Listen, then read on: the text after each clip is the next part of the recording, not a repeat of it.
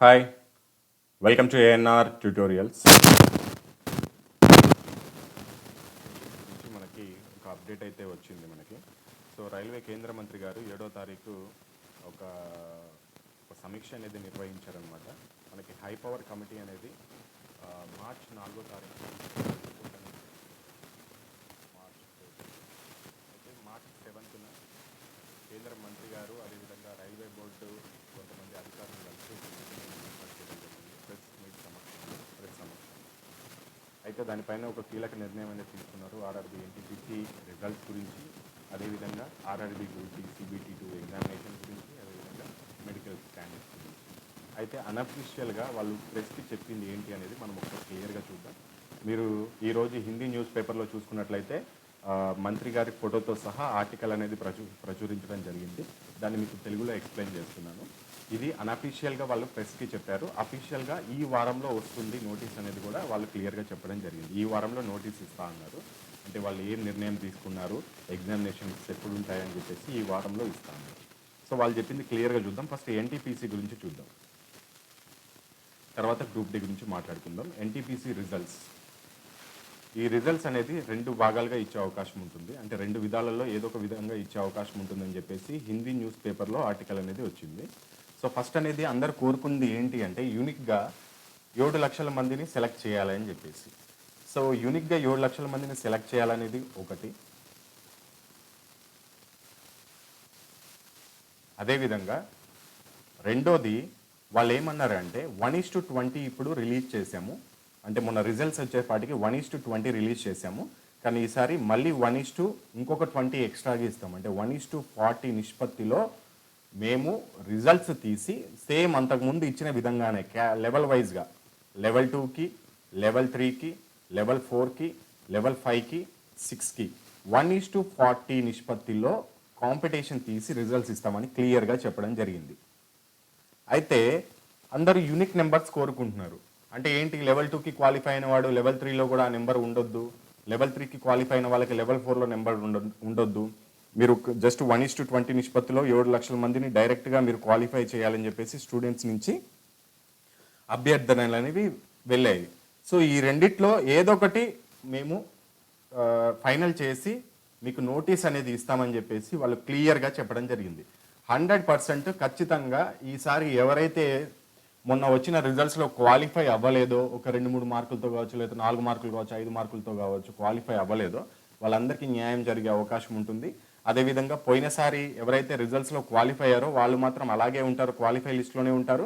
ఇంకా కొంతమందికి యాడ్ అయ్యే అవకాశం ఉంటుంది. ఇంకొక 3.5 లక్షల మంది ఎక్స్ట్రాగా క్వాలిఫై అయ్యే అవకాశం ఉంటుంది.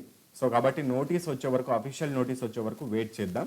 సో వాళ్ళు చెప్పింది అయితే ఇది, మేము వీలైతే యూనిక్గా ఇస్తాము, లేకపోతే కనుక 1:40 తీస్తాము. ఇంకొక 20 రెట్ల మందిని ఎక్కువగా తీసుకొని లెవెల్ వైజ్గా పోయినసారి ఇచ్చినట్లుగానే లెవెల్ 2కి 1:40, లెవెల్ 3కి 1:40, లెవెల్ 4కి 1:40, లెవెల్ 5కి 1:40, లెవెల్ 6కి 1:40 తీసి మేము రిజల్ట్స్ అనేది ఇస్తాము అని చెప్పేసి క్లియర్గా చెప్పడం జరిగింది.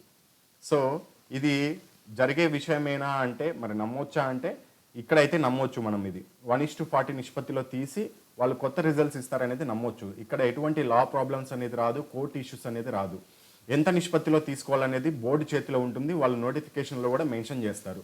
1:20 నిష్పత్తిలో తీసుకుంటాము, ఇట్ మే బి చేంజెస్, ఒకవేళ చేంజ్ చేసే అవకాశం కూడా ఉంటుంది. ఇది మొత్తం బోర్డు కంట్రోల్లో ఉంటుందని చెప్పేసి నోటిఫికేషన్లో క్లియర్గా మెన్షన్ చేశారు. కాబట్టి ఇక్కడ మీకు 1:40 నిష్పత్తిలో తీసుకొనైనా ఇవ్వచ్చు. మరి వాళ్ళు చెప్పే విధంగా ఇంకొక ఆప్షన్ కూడా ఉంది, యూనిక్గా తీస్తారంట. మరి యూనిక్గా ఏ విధంగా తీస్తారో నాకైతే ఐడియా లేదు.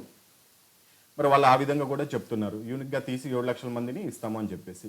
సో ఈసారి ఎగ్జామినేషన్స్ అనేది దాదాపు 2 వారాలు జరిగే అవకాశం ఉంటుంది. ఒకవేళ ఇది నిజమైతే కనుక 2 వారాల పాటు ఎగ్జామినేషన్ జరిగే అవకాశం ఉంటుంది. సో ఈ నోటీస్ వచ్చిన తర్వాత మీకు మినిమం 30 days అనేది టైం దొరుకుతుందని నేను అనుకుంటున్నాను.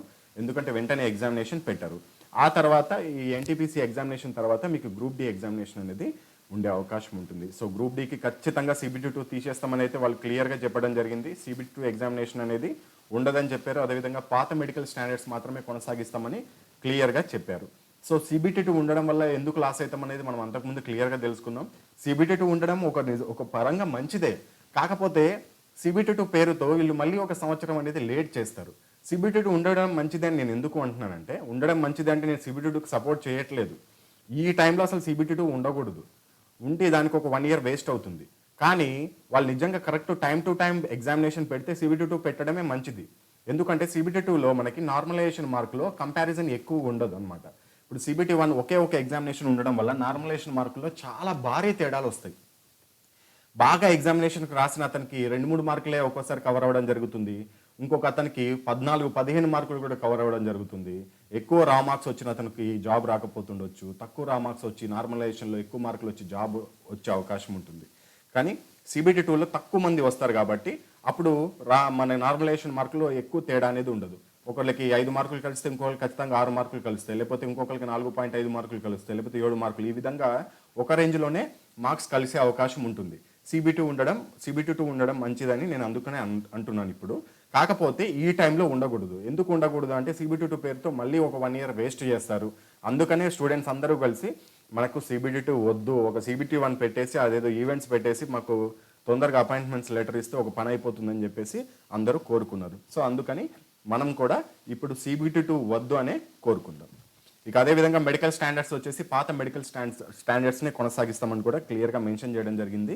దీంతో పాటుగా లెవెల్ 2కి లెవెల్ 3కి సిలబస్ ఏంటి అంటే, సిలబస్ అంటే స్టాండర్డ్స్ ఏ విధంగా ఉంటాయి, మరి ఇంటర్మీడియట్ వాళ్ళు దానికి కాంపిటీషన్ వస్తారు, డిగ్రీ వాళ్ళు కూడా దానికి కాంపిటీషన్ వస్తారు. కాబట్టి సిలబస్ గురించి కూడా తొందరలోనే తెలియజేస్తామని వాళ్ళు క్లియర్గా చెప్పడం జరిగింది.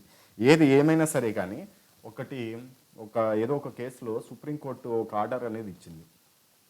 నిర్ణీత కాల వ్యవధిలో భర్తీ చేయని ఉద్యోగాలు తర్వాత ఒక 3-4 సంవత్సరాల తర్వాత ఇచ్చినా వృధానే అని చెప్పి ఒక తీర్పు అయితే ఇచ్చింది.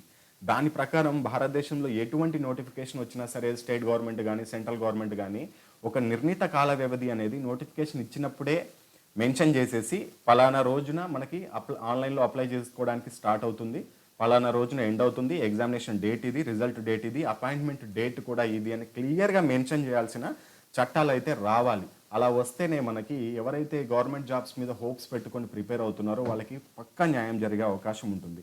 నేను కొద్దిగా ఈ రైల్వే బోర్డు ఇంత లేట్ చేయడం చూసి ఒక ఆలోచన అయితే వచ్చింది. గవర్నమెంట్ ఈ విధంగా చట్టం చేస్తే ఎంతమంది స్టూడెంట్స్కి బెనిఫిట్ అవుతుంది అనేది. సపోజ్కి చూద్దాం, నేను అనుకునేది ఇప్పుడు మీకు RRB గ్రూప్ డి NTPCకి సంబంధించింది కాదు. నేను నా స్వతహాగా ఈ గవర్నమెంట్ జాబ్ ప్రిపేర్ అయ్యే స్టూడెంట్స్కి న్యాయం జరగాలంటే ఎటువంటి చట్టాలు రావాలి, ఒక చట్టం అనేది రావాలి అంటే ఫస్ట్ ఎటువంటి రిక్రూట్మెంట్ అయినా సరే, అది సెంట్రల్ గవర్నమెంట్ అయినా సరే, స్టేట్ గవర్నమెంట్ అయినా సరే, లేకపోతే ఎన్ని లక్షల జాబులు అయినా సరే ఖచ్చితంగా ఒక పీరియడ్ లోపల కంప్లీట్ అవ్వాలి. 1 ఇయర్ లోపల మొత్తం ప్రాసెస్ అనేది కంప్లీట్ అయిపోవాలి. దేశం మొత్తానికి మనము 2 వారాల్లో 3 వారాల్లో ఎలక్షన్స్ పెట్టగా లేనిది కొంతమంది 2 కోట్ల మందికి స్టూడెంట్స్కి ఒక 1 ఇయర్లో ఎగ్జామినేషన్స్ పెట్టి అపాయింట్మెంట్ ఇవ్వలేమా అనేది ఒక కాన్సెప్ట్. సో 1 ఇయర్లో ప్రతి ఒక్క ఎగ్జామినేషన్ అనేది పూర్తి అయిపోయి అపాయింట్మెంట్ లెటర్స్ ఇవ్వాలి. ఏదైనా పరిస్థితుల్లో ఆ రిక్రూట్మెంట్ కనుక ఆలస్యం అయినట్లయితే, సపోజ్కి 1 ఇయర్ దాటినట్లయితే, సపోజ్కి ఇందాక మన రైల్వేనే చూద్దాం, సపోజ్కి 3 ఇయర్స్ పట్టింది అనుకుందాం ఏదైనా కారణాల చేత. 3 ఇయర్స్ పట్టింది, యాక్చువల్లీ 1 ఇయర్లో కంప్లీట్ అవ్వాలి. సో 3 ఇయర్స్ తర్వాత అపాయింట్మెంట్స్ వచ్చాయనుకుందాం. ఎవరికైతే అపాయింట్మెంట్స్ వచ్చాయో వాళ్ళందరికీ వాళ్ళు లాస్ అయిన ఈ 2 సంవత్సరాల వేతనం అనేది వాళ్ళు జాబ్లో జాయిన్ అవ్వగానే ఇవ్వాలి. ఇటువంటి చట్టాలు వచ్చినట్లయితే మనకి గవర్నమెంట్ జాబ్స్కి ప్రిపేర్ అయ్యే అభ్యర్థులందరికీ న్యాయం జరుగుతుందనేది నా ఉద్దేశం. సో ఏది ఏమైనా సరే మనం ఇప్పుడు NTPC గ్రూప్ డి ఎగ్జామినేషన్స్ గురించి మాట్లాడుకుంటున్నాం కాబట్టి ఇంకొన్ని రోజులు, ఈ వారం రోజులు వెయిట్ చేసినట్లయితే మనకి అఫీషియల్గా నోటీస్ అనేది వచ్చే అవకాశం ఉంటుంది. అప్పుడు ఒకసారి మళ్ళీ క్లియర్గా మనం డిస్కస్ చేసుకుందాం బోర్డు ఎటువంటి నిర్ణయం తీసుకుంది, మనకి మంచి జరిగిందా చెడు జరిగిందా అనేది. ఇంకేమైనా డౌట్స్ ఉంటే కింద కమెంట్ సెక్షన్లో అడగండి, అందరికీ రిప్లై అవడానికి ప్రయత్నిస్తాను. ఆల్ ద బెస్ట్, జై హింద్.